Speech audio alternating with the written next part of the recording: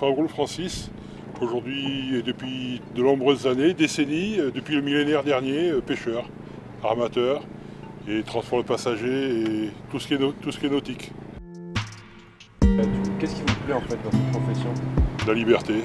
Dès qu'on est, dès qu'on est sur un bateau, déjà on est complètement différent. Vous avez la personne qui est à terre et après ça vous avez le mec qui est en mer. Et souvent c'est deux personnes différentes. Tous les gens qui sont à bord font ça en général par passion. C'est d'abord un travail d'équipe. Quand on part en mer, on part pour une moyenne de 4 à 6 jours, 8 jours de mer maximum. Et ça se passe toujours bien, parce qu'en fait, les gens qui sont à bord ensemble, c'est une famille, c'est une sorte de cohésion, quoi. Il n'y a que des gens qui s'entendent entre eux, aussi bien pour le travail que pour le reste. Il n'y a pas d'incompatibilité, ou du moins on s'en rend vite compte. Bon, pour préserver la faune, c'est très simple. Déjà, d'une part, on a des quotas.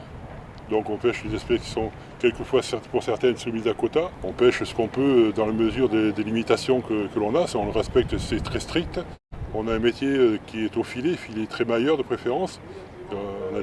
C'est pas des chalutages, donc du matériel qui ne traîne pas le fond et qui respecte beaucoup d'éléments.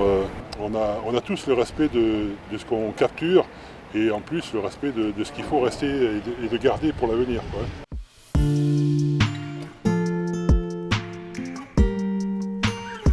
Alors le système de la criée, il est le suivant.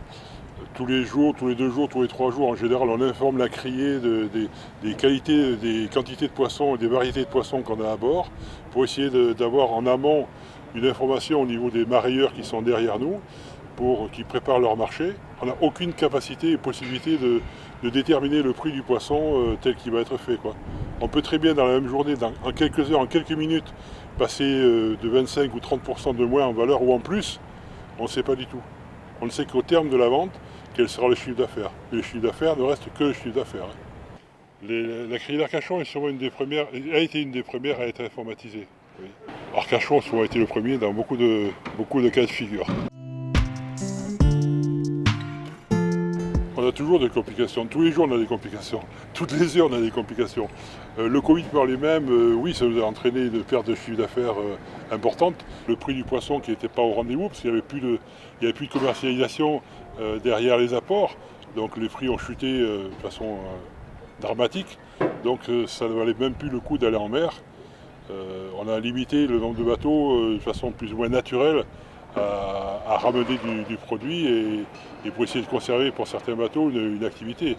On a souffert effectivement du Covid sur le fond de perte de chiffre d'affaires.